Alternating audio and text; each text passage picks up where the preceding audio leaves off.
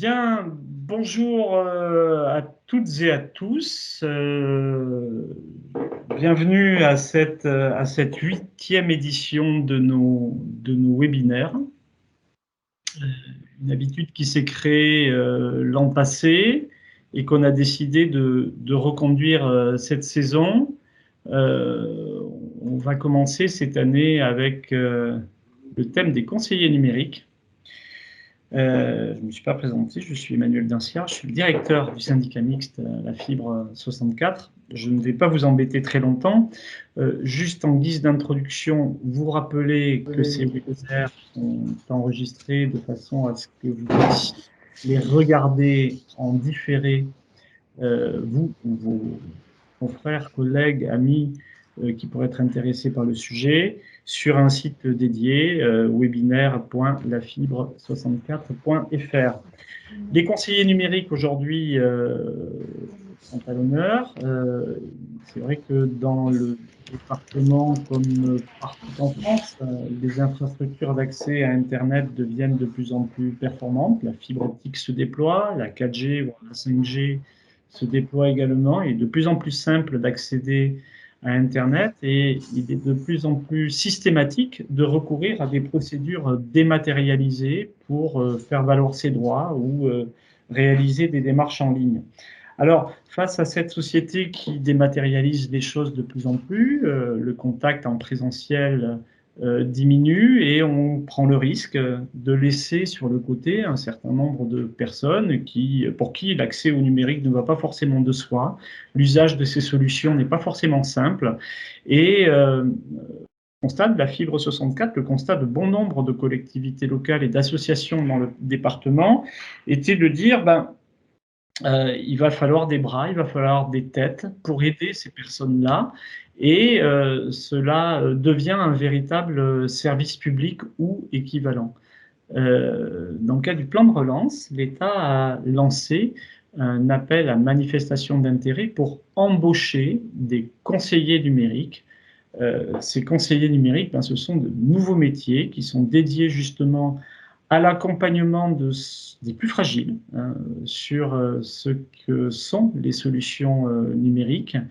Et ces conseillers numériques, il y en a 41 qui ont été embauchés dans les Pyrénées-Atlantiques dans le cadre de ce plan de relance. Et pour la première fois, vendredi 1er octobre, ils vont être réunis à Pau, à l'initiative de la Fibre 64, parce que c'est une petite armée qui va se disperser sur l'ensemble du territoire pour aller toucher le maximum de public, en nombre, mais en variété également, pour des services qui ne seront pas toujours les mêmes également. Et il nous a semblé utile de vous présenter un petit peu ce que sera ce métier de conseiller numérique. Quel est le métier de ces conseillers numériques, comment ils vont travailler, que vont-ils faire, quel public ils vont toucher, comment ils vont les aborder, comment ils vont les adresser, avec quels outils, avec quel type de solution. Et pour cela, on a pensé à vous faire une présentation assez complète de ce dispositif. Et sans plus attendre, je vais laisser la main à Victoria et à Fabien qui vont vous donner tous les détails sur ce nouveau métier qu'être le conseiller numérique. Merci Emmanuel. Bon, mais vous avez tout dit dans la présentation, je vous en remercie. Donc effectivement, je vous souhaite la bienvenue pour ce 8e rendez-vous qui est dédié au conseiller numérique France Service.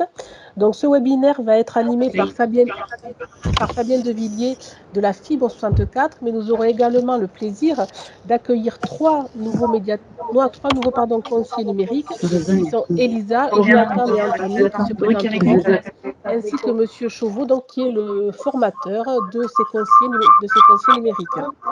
Excusez-moi, par contre, alors si vous pouviez couper vos micros, s'il vous plaît, du coup, sinon on a un retour.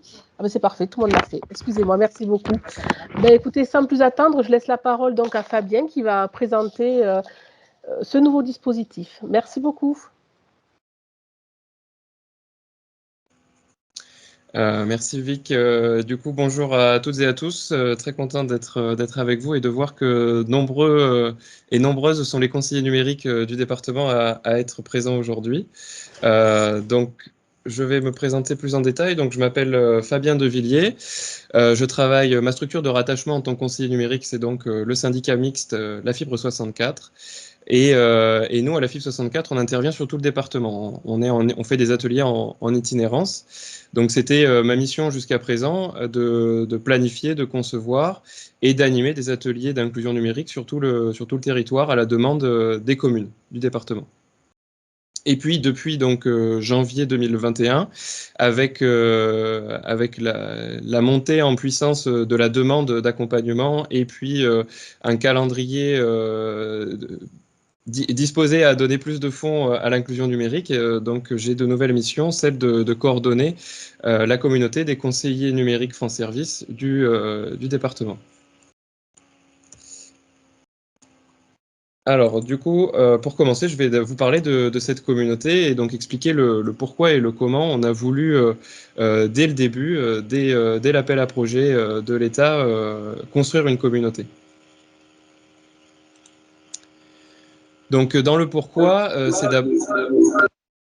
c'est d'abord structurer et harmoniser l'offre d'inclusion numérique sur le territoire, puisque aujourd'hui, il y a un certain nombre de structures et de lieux d'accompagnement, mais pour la plupart, il y a un besoin aussi de renforcer les effectifs, et il ne faudrait pas que ce renforcement, ça conduise à se marcher sur les pieds. Donc l'idée de se grouper en communauté, en réseau, c'est de faire circuler l'information correctement et de bien se coordonner. Dans le même sens, c'est donc de travailler en complémentarité et pas en concurrence. Également, faire une communication efficace auprès des publics. L'idée, c'est d'être identifiable auprès de tout le monde, auprès de tous les habitants, de manière à ce qu'ils puissent trouver facilement de l'accompagnement. Également, identifier les besoins du territoire, les faire remonter plus facilement, puisqu'en étant bien dispersé sur le territoire, on peut mieux identifier les besoins des gens et également des structures qui auraient besoin d'aide. Augmenter l'impact des actions, puisque à plusieurs, on peut faire des choses beaucoup plus grandes et beaucoup plus belles. Encourager l'entraide et dynamiser la créativité au sein de la communauté. Donc, il y a déjà des idées qui émergent de créer des ressources pédagogiques. Et donc, je pense que la communauté pourra à terme proposer plein de choses intéressantes de ce point de vue-là. Et il y a surtout un point très important pour nous, c'est de lutter contre l'isolement. Puisque moi, pendant ces 2 ans, j'étais un peu seul sur les routes. Et puis, quand on est médiateur, on est un peu seul dans sa cyberbase ou dans son espace public numérique. Et l'idée, c'est de vraiment de dire à tous ces professionnels qui viennent d'être recrutés qu'ils ne sont pas seuls, ils sont ensemble, qu'ils puissent échanger entre eux et qu'ils puissent se sentir soutenus. Parce que quand on est face à la détresse des gens, l'exclusion numérique, c'est vraiment un problème qui crée des émotions fortes et négatives.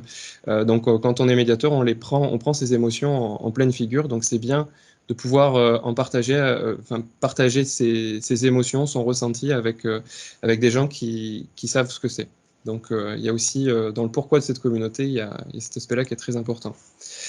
Alors, une question aussi et une inquiétude qui revient notamment auprès des conseillers numériques que j'ai déjà pu rencontrer, donc c'est est-ce que l'offre d'accompagnement qui va maintenant être disponible sur le territoire va être supérieure à la demande? Donc non.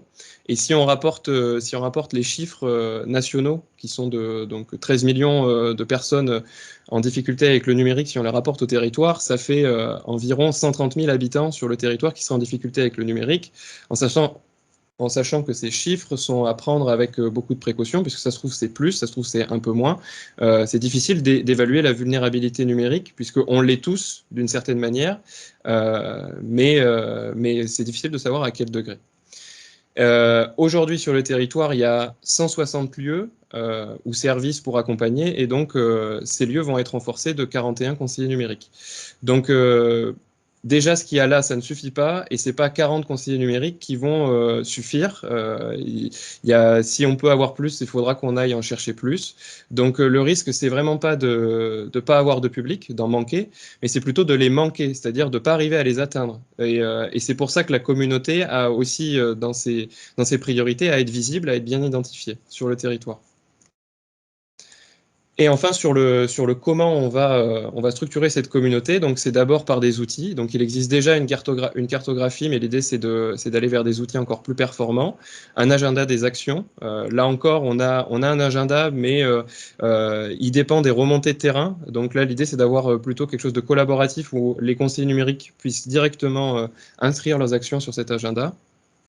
Et puis également un répertoire, donc à l'issue notamment de la journée d'intégration, on va pouvoir être en mesure de faire un petit répertoire de l'ensemble de l'offre des conseillers numériques sur le territoire. Ce qu'ils proposent comme accompagnement, est-ce que c'est que de l'aide aux démarches, est-ce que c'est de la formation, est-ce que c'est en itinérance, du collectif, de l'individuel? Voilà, l'idée c'est d'avoir un répertoire qui nous permette de bien savoir qui fait quoi sur le territoire.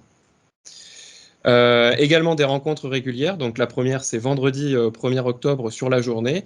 Mais l'idée, c'est d'en faire d'autres, plus localement, entre conseillers numériques d'un même secteur, par exemple, ou de structures équivalentes. Par exemple, on a déjà eu des échanges entre conseillers numériques des services sociaux du département, également entre les conseillers numériques des centres sociaux. Donc l'idée, c'est vraiment de créer aussi une dynamique régulière de rencontres. Pour créer des outils, pour se former, etc. Et puis aussi de créer des événements. Donc il y a l'idée qui a été proposée par les conseillers numériques déjà d'organiser des événements autour du numérique et plus précisément un numérique en commun. Donc le numérique en commun, c'est un événement qui est à la base nationale mais qui se décline au niveau local. Donc plusieurs conseillers numériques sont déjà partants pour en organiser un ici dans les Pyrénées-Atlantiques. Maintenant, si on zoome un peu plus, donc dans cette communauté, il va y avoir des conseillers numériques, et l'idée, c'est maintenant de se pencher à qu'est-ce qu'ils vont faire ces conseillers numériques sur le territoire.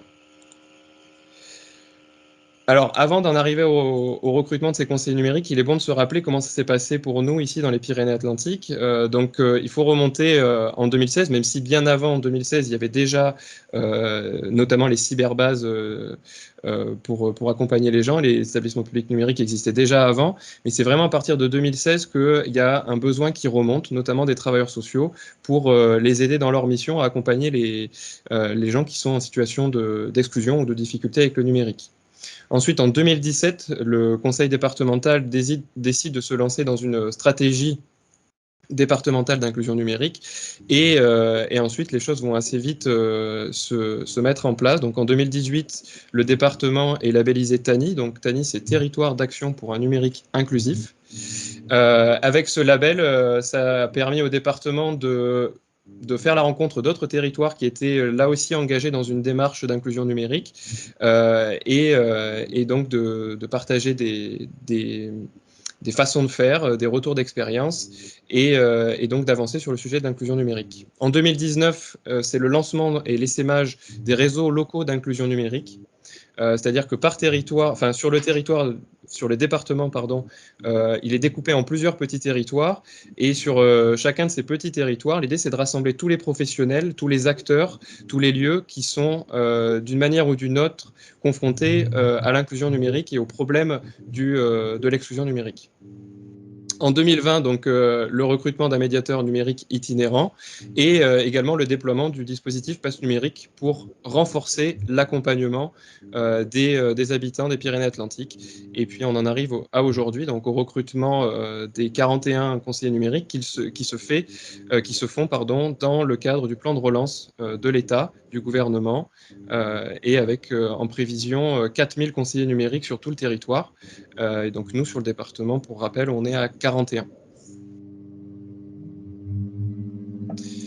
Alors, quels sont les... Alors, j'ai un micro qui bourdonne, je ne sais pas si tu le vois, Vic. Ah si, c'est bon, je le vois. C'est bon. Pardon. Donc, au niveau des missions des conseillers numériques, La première des missions, c'est de diagnostiquer les publics qui peuvent être en difficulté, diagnostiquer son territoire, que ce soit à l'échelle communale ou à une plus grande échelle, faciliter la montée en compétences numériques, donc là on parle plus de formation aux compétences de base, et enfin aider à la réalisation des démarches en ligne pour les publics qui seraient en difficulté. Alors je développe pas plus ce point-là, puisque vous pouvez, on partagera le diaporama, et donc en cliquant sur le lien pour aller plus loin, l'État a décrit toutes les missions que pouvaient être amenés à faire les conseillers numériques. Donc je préfère avancer sur ce point-là. Les modalités d'action des conseillers numériques sont différentes. Certains font de l'accompagnement collectif, c'est notre cas ici à la FIP 64. D'autres font plutôt de l'accompagnement individuel. J'ai vu que Tiffaine était là, donc à Biarritz, Anglette, pardon, si je ne veux pas dire de bêtises. Donc l'idée, c'est plutôt de faire de l'accompagnement individuel des gens dans leur démarche. Également, ça peut être en itinérance, ça peut être en permanence, ça peut être pour certains à domicile ou à distance. Et enfin, on travaille sur différentes typologies de publics, puisque l'idée, c'est d'aider un maximum de gens. Donc, ça peut être des ados, ça peut être des parents, ça peut être des personnes en situation de précarité, ça peut être des seniors. Bref, le public, encore une fois, qui est concerné par l'inclusion numérique, il faut sortir des clichés qu'on peut avoir sur c'est les papis et les mamies. Ça va bien au-delà de ça. Encore une fois, nous, à la FIP 64, notre vision, c'est de dire que tout le monde, à un moment donné dans sa vie, peut être en situation de vulnérabilité face au numérique. Alors là encore, c'est une question qui a été beaucoup posée par les conseillers numériques, que ce soit sur le département ou que ce soit au niveau national, c'est est-ce que les conseillers numériques sont des agents France Service? Donc ça n'aura échappé à personne, dans conseillers numériques, il y a aussi France Service. Et c'est vraiment une difficulté pour laquelle on va sûrement avoir des réponses au fur et à mesure. En tout cas, ce qu'on peut dire aujourd'hui, c'est que le métier de conseiller numérique France Service, et Jean-Michel en parlera par rapport à la formation, c'est avant tout le métier de médiateur numérique, puisque la formation dont bénéficient tous les conseillers numériques aujourd'hui, dans le cadre du plan de relance, il est basé sur le titre professionnel de responsable d'espace de médiation numérique. Pour autant, et certaines structures font aussi, et se sont engagées dans cette démarche-là parce qu'elles faisaient du France Service. Donc, ça n'est pas exclusif. Les structures peuvent très bien proposer du France Service. La condition, ça reste de donner des missions précises à vos conseillers numériques. C'est vraiment important, puisque les conseillers numériques ne sont pas non plus des moutons à 5 pattes. Ils ont besoin d'être cadrés dans leur mission, sinon ça peut partir très vite dans toutes les directions. Vous voyez que dans le petit schéma que j'ai fait, le conseiller numérique peut très vite être amené à empiéter sur le domaine professionnel des conseillers en insertion professionnelle, également des conseillers en économie sociale et familiale, également sur le métier d'informaticien, également sur le métier d'assistante sociale. Donc si les missions ne sont pas précises, si le conseiller numérique n'est pas cadré dans l'exercice de ses fonctions, ça peut être très vite une charge trop lourde pour lui à porter, créer de la frustration, et c'est bon pour personne, ni pour le conseiller numérique, ni pour la structure. Donc vraiment, puisqu'aujourd'hui on n'a pas la réponse sur qu'est-ce que c'est vraiment qu'un conseiller numérique, comme mon directeur le rappelait, c'est un métier qui est récent, qui évolue petit à petit en fonction de l'avancée du numérique dans la société. Ce qu'il faut faire à l'échelle d'une structure, c'est avoir des missions précises pour que ce soit clair dans la tête du conseiller numérique et clair dans la tête des gens qui viennent se faire aider. Et également, si votre conseiller numérique est amené à faire des démarches France Service ou des démarches en ligne, quelles qu'elles soient, des démarches administratives pour le compte d'une autre personne, il est vraiment très important de se faire labelliser et de s'engager dans une formation Aidant Connect pour pouvoir sécuriser juridiquement votre structure et votre conseiller numérique. C'est hyper important. Donc là encore, en cliquant sur le lien qui sera dans le diaporama, vous pourrez revoir le webinaire que nous avions organisé ici à la FIP 64 sur le sujet d'Aidant Connect. Donc voilà, c'est un sujet qui est encore à construire, à préciser, mais ça n'empêche qu'au niveau des structures et au niveau des conseillers numériques, il est possible de préciser les choses en attendant que des consignes plus précises viennent de plus haut. Au niveau de la répartition des conseillers numériques sur le territoire, donc c'est assez mixte au niveau des structures qui ont souhaité s'engager dans cette démarche-là. Donc, vous retrouverez ce petit schéma qui récapitule la répartition des conseillers numériques dans le diaporama, mais sinon, il est également disponible sur le site de l'inclusion numérique de la FIP 64 que je vous présenterai à la fin de ce webinaire. Également, donc, au niveau de la carte, donc elle sera disponible là encore dans le diaporama. Elle évolue puisque tous les recrutements ne sont pas finalisés encore sur le territoire. Et donc il est susceptible qu'elle évolue encore pendant quelques semaines, le temps que tous les conseillers numériques prennent leur poste. Mais en termes de répartition, ce qu'on peut voir, c'est que il y a une forte concentration de conseillers numériques sur l'agglomération paloise et également sur la côte atlantique et notamment autour de Bayonne, d'Anglet et de Biarritz, ce qui est tout à fait normal puisque la densité de population là-bas est beaucoup plus importante.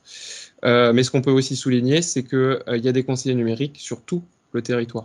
Et ça, c'est pas anodin, c'est vraiment une chose très positive pour la suite et très encourageante.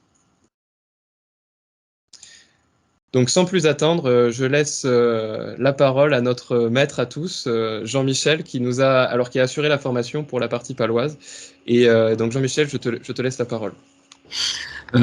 Ok, merci. Je ne sais pas comment je dois prendre ça, mais en tout cas, présenter brièvement la formation, je vais. Hein. Alors pour tout vous dire, vous entendez peut-être un peu d'écho quand vous êtes à distance. En fait, je suis avec le groupe, une deuxième cohorte qui a démarré le 13 septembre et qui suivent le webinaire avec moi. Donc j'ai une dizaine de conseillers numériques qui m'accompagnent aujourd'hui. Donc très rapidement, Simplon, en fait, c'est un réseau de 150 fabriques inclusives réparties sur le territoire national. C'est une école qui forme au métier du numérique, que ce soit à la fois des formations qualifiantes comme développeur web ou technicien d'assistance informatique, mais aussi des formations sur les fondamentaux numériques. Par exemple, nous avons récemment mis en place une action à destination de réfugiés sur le territoire de Pau. C'est une école qui s'adresse essentiellement à des publics qui sont éloignés du numérique et qui a donc une forte vocation sociale. Je crois que j'ai la main. Oui. Alors, concernant donc la formation des conseillers numériques, en fait, cette formation, elle a deux aspects essentiels. Une formation, comme c'était dit tout à l'heure, vers le CCP1 du titre de responsable d'espace de médiation numérique. Le CCP, c'est un certificat de compétences professionnelles. Et en fait, ce CCP, en fait, dans le titre de responsable d'espace de médiation numérique, en fait, on a 3 CCP pour avoir le titre complet. Là, en fait, on est sur le premier volet qui consiste donc à accompagner différents publics vers l'autonomie dans les usages des technologies, services et médias numériques, et qui est donc, on va dire, plutôt la dimension accompagnement du public et mise en œuvre de formation.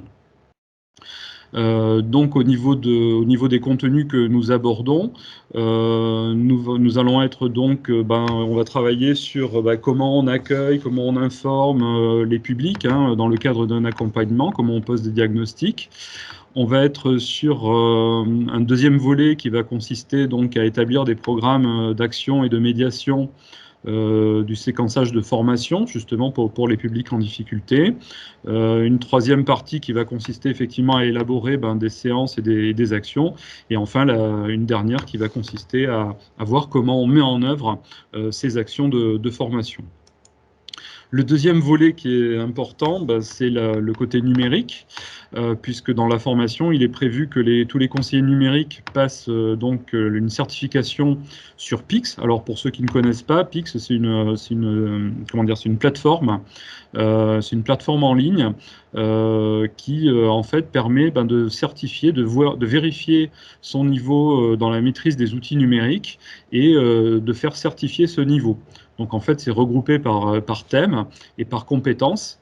Et en fait, les conseillers numériques vont être amenés à obtenir un niveau 4 sur l'ensemble des compétences du référentiel PIX. Donc niveau 4, ça veut dire qu'il y a une maîtrise quand même qui est très importante des outils numériques.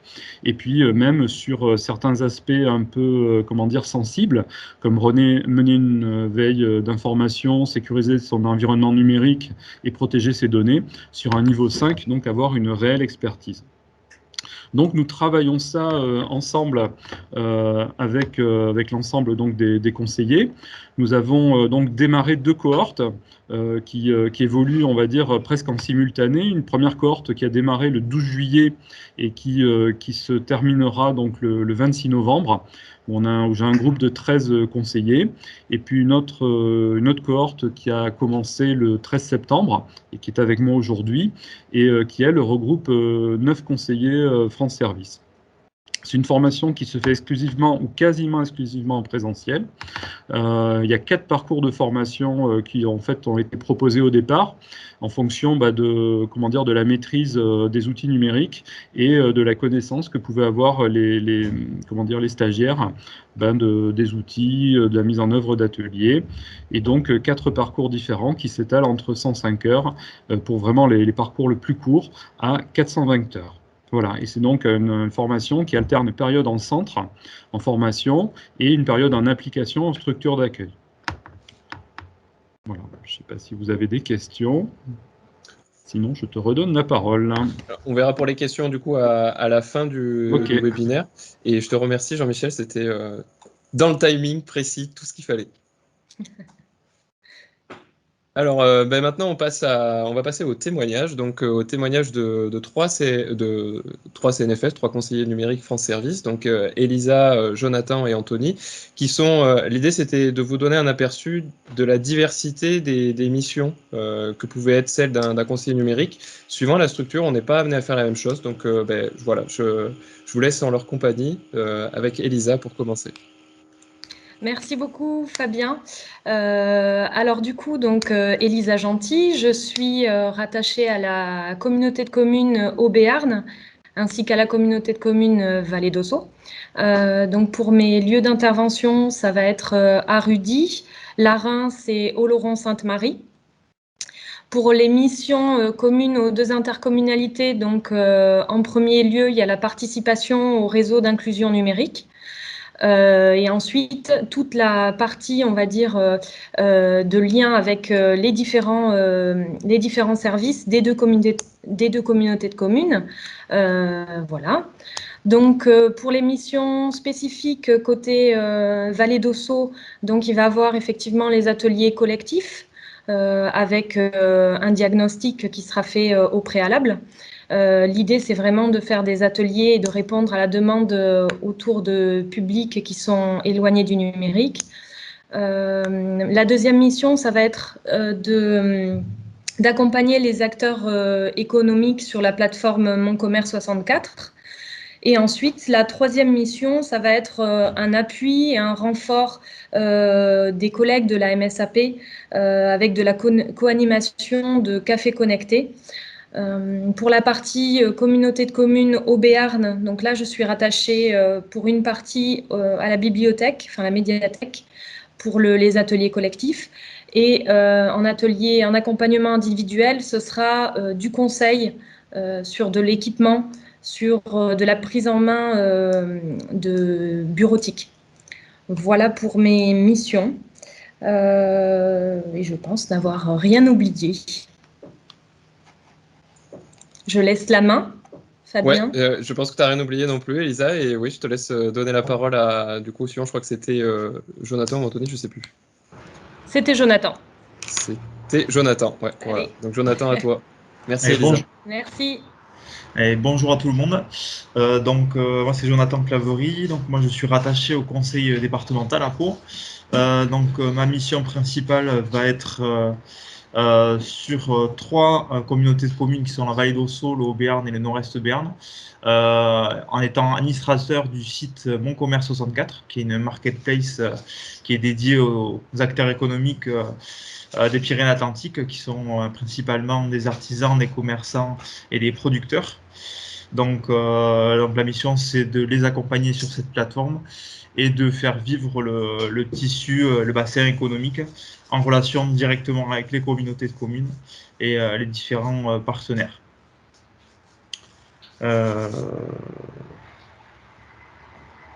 Donc voilà, donc je vais avoir une double casquette. Je vais avoir une casquette vraiment de médiateur numérique, mais aussi bien on va dire, de conseiller de territoire au niveau économique et les accompagner aussi au niveau communication, notamment sur les réseaux sociaux. Et Jonathan a oublié de dire que c'était un très bon pâtissier également, il nous a fait part de ses talents pendant la formation. Et peut-être, si plus sérieusement, dire Jonathan en fait sera aussi accompagné d'un autre conseiller numérique dédié à la plateforme Mon Commerce 64 sur la partie Pays Basque. Ils seront deux sur le département. Voilà. Du coup, Jonathan, je te laisse passer la parole à Anthony. Bonjour à tous, donc moi c'est Anthony Darigrand. Donc je travaille sur le SDSEI Pays Basque Intérieur, donc c'est le service départemental des solidarités et de l'insertion. Donc moi le public que j'ai, c'est plutôt un public qui est isolé et précaire. Donc là j'ai résumé mon intervention en 3 missions principales. Donc la principale, c'est accompagner et former les usagers du SDSEI. Donc ce sera en individuel et en collectif. Actuellement, principalement, je fais de l'individuel. Je m'appuie énormément sur l'équipe. On est une 60aine sur le Pays Basque intérieur, puisque je suis sur 4 sites, qui sont Mauléon, Hasparren, Saint-Palais et Saint-Jean-Pied-de-Port. Donc j'essaie de me rendre sur chaque site au moins 1 fois par semaine, en laissant mon agenda à toute l'équipe pour qu'ils puissent me fixer des rendez-vous, puisque c'est eux qui connaissent au mieux les usagers et qui savent lesquels je dois rencontrer. À terme, je ferai aussi la visite à domicile pour accompagner les gens chez eux avec leurs outils qu'ils peuvent avoir à leur domicile.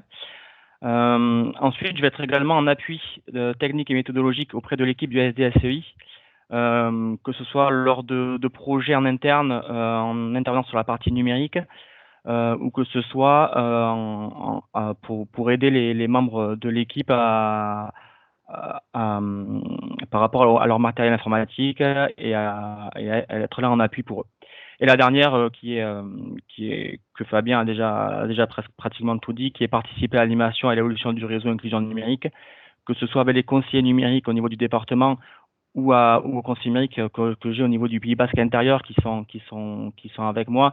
On aura l'occasion de se rencontrer pour mettre en place des actions communes, mais aussi de participer au réseau inclusion numérique avec les différents opérateurs qu'il peut y avoir sur le territoire, que ce soit au niveau de l'intercommunauté du Pays Basque ou que ce soit les opérateurs plus connus comme la CAF, la MSA, Pôle emploi. Voilà, il y a un réseau qui a été créé et qui permet de s'implanter plus fort sur le territoire, qui est pour ma part un territoire plutôt rural avec peu de structures existantes à ce niveau-là.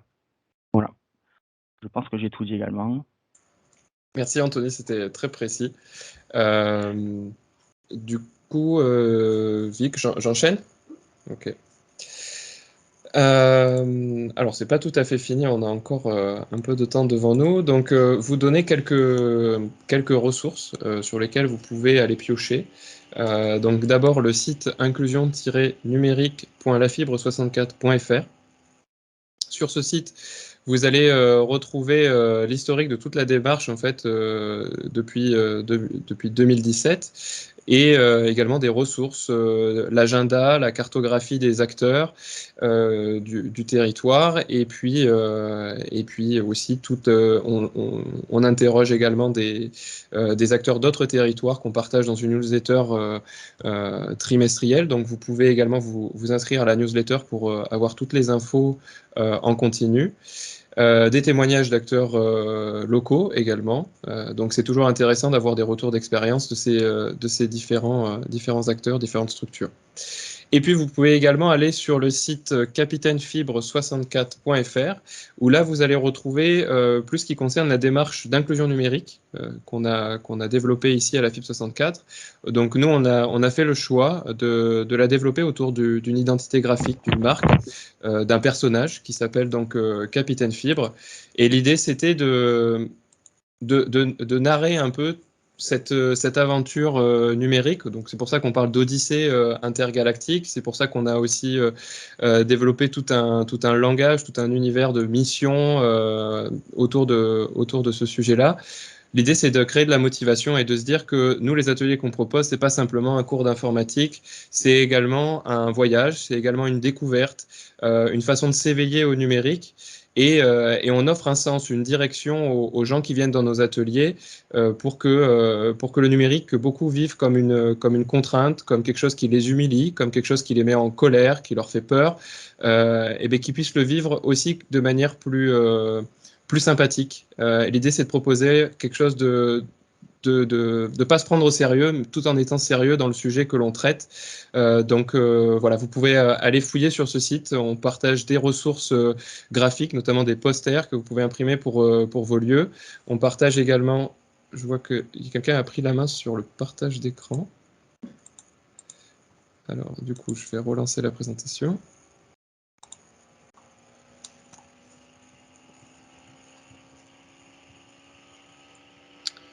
Reprendre. Voilà. Donc sur ce site, voilà, des posters. Vous trouvez également le petit guide intergalactique du numérique. Donc c'est un guide qui actuellement fait 64 pages, dans lequel il y a en fait, c'est une sorte de foire aux questions de toutes les questions qui ont pu m'être posées pendant les ateliers. On les a structurées et ça donne un guide qui traite de un peu tout le numérique en lui donnant là encore une direction et un sens pour se réaliser en tant que citoyen dans une société numérique. Et puis à venir guetter ça, on vous tiendra informé sur les différents réseaux sociaux sur lesquels on est. La deuxième édition qui devrait pas tarder à sortir, donc enrichie. Il y a 18 nouvelles questions, 4 posters à l'intérieur du petit guide, et puis des lexiques. Enfin voilà, c'est une version plus enrichie, plus développée. Avant de passer aux questions, j'en profite pour vous remercier de votre attention, pour ces 40 minutes d'attention, et puis disponible pour répondre à toutes les questions. J'ai vu que dans le chat, il y avait déjà des questions, donc n'hésitez pas, lancez-vous, et on y répondra. Merci à vous quatre pour votre présentation. C'était vraiment très riche en échanges. Alors, il y a quelques questions dans la conversation. Si vous avez également des questions et que vous souhaitez les poser à l'oral avec votre micro, surtout n'hésitez pas à prendre la parole. Juste lever la main, voilà, au cas où il y ait plusieurs personnes en même temps. Sinon, effectivement, nous avions Hugo Dorin de Saint-Pardoux-Soutier, j'espère que je prononce bien, hein, dans les Deux-Sèvres, qui dit que donc, le poste de Fabien n'existe pas, et bon, évidemment, ça lui semble important, et il demande voilà, si cela résulte d'une volonté départementale. Je vais...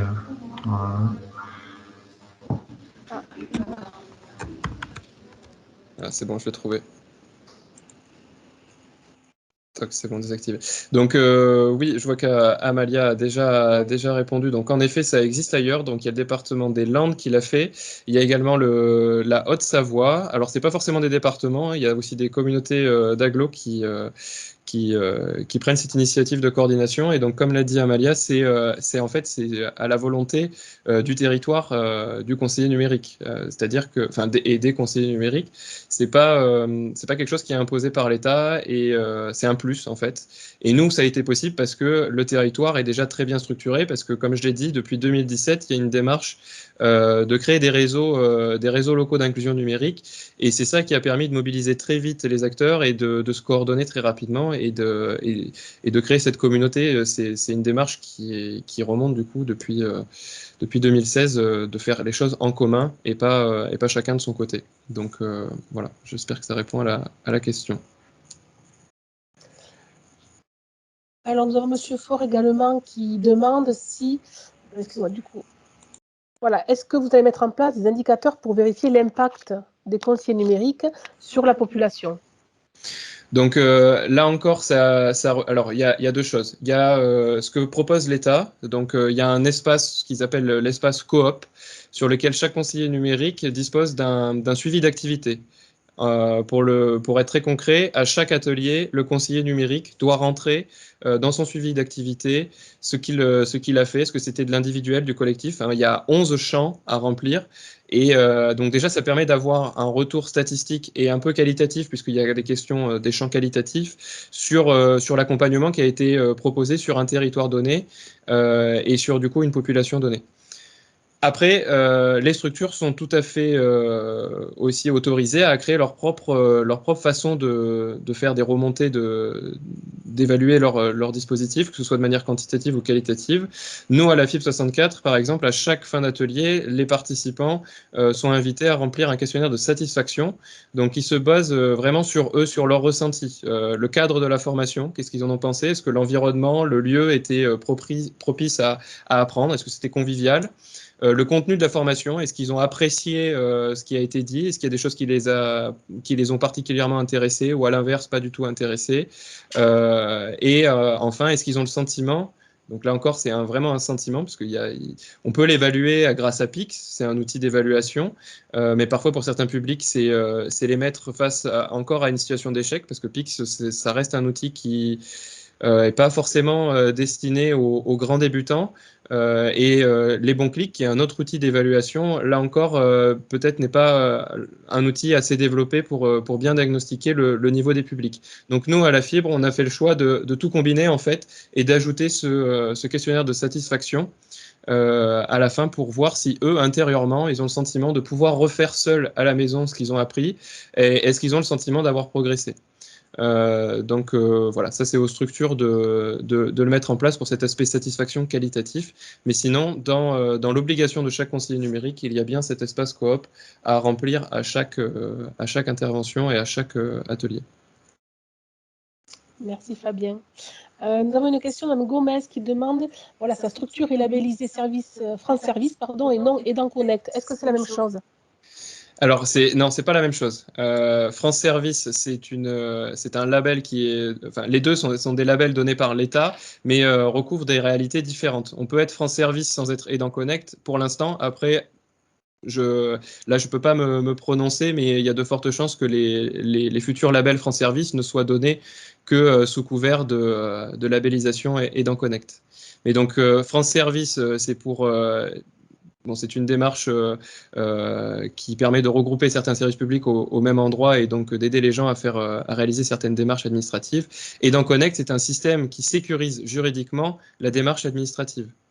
Avec Aidant Connect, en fait, je dispose de mon propre compte d'aidant. Je n'ai plus à passer par le compte de la personne, ce qui évite des problèmes du type la personne qui dit qu'elle a fait telle ou telle démarche, en fait, c'est pas elle qui l'a faite, ou l'inverse, la personne qui accuse son conseiller d'avoir fait la démarche alors que c'est pas son conseiller qui l'a faite.